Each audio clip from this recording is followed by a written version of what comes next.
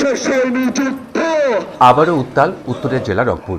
স্লোগানে স্লোগানে প্রকম্পিত রাজপথ, লাল সবুজের পতাকা মাথায় বেঁধে আন্দোলনে বিক্ষুব্ধ ছাত্র জনতা। তাদের অভিযোগ, অন্তর্বর্তী সরকার উত্তরাঞ্চলের দুই বিভাগ রংপুর ও রাজশাহীর অবদানকে অবমূল্যায়ন করছে। ক্রমেই পরিধি বাড়ছে অন্তর্বর্তী সরকারের উপদেষ্টা পরিষদের। সরকার প্রধান ডক্টর মোহাম্মদ ইউনূসের নিজ বিভাগ চট্টগ্রাম থেকে পরিষদে স্থান পেয়েছেন অর্ধেকের বেশি উপদেষ্টা।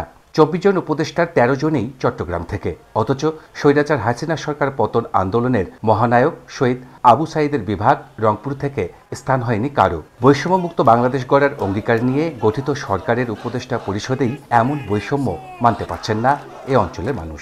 ব্রিটিশ সরকার থেকে শুরু করে আমরা পূর্বে এই বৈষম্যের শিকার হয়েছি। যদি আমরা 24-এর এই বিদায় আন্দোলন, জুলাই আন্দোলন করেও যদি আমরা আবার বৈষম্যের শিকার হই, তাহলে কি হবে? এখন বৈষম্য শুরু যে কোনো উপদেষ্টা নাই, কেন উপদেষ্টা হবে না? আমরা কি এই জন্য করছি? আমরা এখনো ট্রাফিকের কাজ করি, ছাত্ররা সবাই কাজ করতেছে। উপদেষ্টা হইতে হবে এখান থেকে একজন না 5 জন হইতে হবে। ওই দিক থেকে এতজন হইতে পারে, এখান থেকে 5 জন হইতে পারবে না। আমার উত্তরবঙ্গের সন্তানের জীবন রক্তের বিনিময়ে আবার নতুন স্বাধীন হয়েছে এই দেশ, নতুন করে স্বাধীন হয়েছে। কিন্তু আমরা রংপুরবাসী, বৃহত্তর রংপুরবাসী আমরা কি পাইছি? আমাদের সাথে প্রতারণা করা হয়েছে।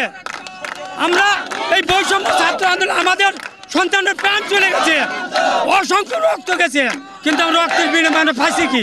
এ সময় উত্তরবঙ্গের সন্তান বৈষম্য বিরোধী আন্দোলনের অন্যতম কারিগর ডাকসুর সাবেক সমাজসেবা সম্পাদক আক্তার হোসেনকে উপদেষ্টা পরিষদে যুক্ত করার দাবি জানান তারা। প্রয়োজনে কঠোর আন্দোলনেরও হুঁশিয়ারি দেন বিক্ষুব্ধ ছাত্র জনতা। উত্তরাঞ্চলের মধ্যে রংপুর এবং রাজশাহী বিভাগ, এই দুই বিভাগ থেকে এখন পর্যন্ত কোনো উপদেষ্টা নিয়োগ দেওয়া হয়নি।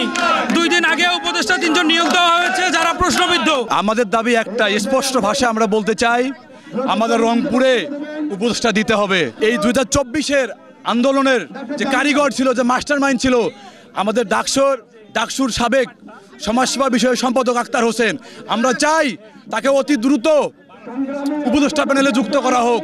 যদি আমাদের রংপুরে উপদেষ্টা যুক্ত করা না হয়, আমরা রাজপথ ছাড়ব না। আজকে আমরা রাজপথ অবরোধের মাধ্যমে তাদেরকে একটা সতর্কবাণী দিলাম, যদি এটাতে কাজ না হয় আমরা রাজপথ, রেলপথ এই দুইটা পথে অবরোধের দিকে বা ব্লকেটের দিকে আগাবো ইনশাআল্লাহ। বিশিষ্টজনরাও বলছেন, অন্তর্বর্তী সরকার গঠনে সৃষ্টি হয়েছে বৈষম্য।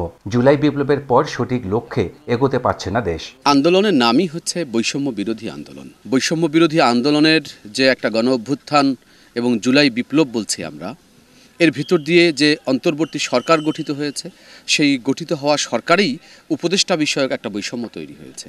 এবং আমরা যেহেতু দেখে এসেছি যে দেশ স্বাধীন হওয়ার পর থেকে আজ অবধি সেই বৈষম্যের গ্লানি আমাদেরকে বহন করতে হচ্ছে এবং সেই ধারাবাহিকতা এখনও বজায় আছে।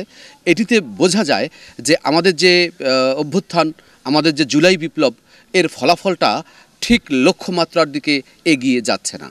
এজন্য শুরুতেই আমাদের উপদেষ্টা পরিষদে যে বৈষম্য তৈরি করা হয়েছে, এই বৈষম্য রোধ করা খুবই জরুরি। বৈষম্য ভাঙতে বুধবার সকাল থেকে আন্দোলনে নামে শিক্ষার্থীরা।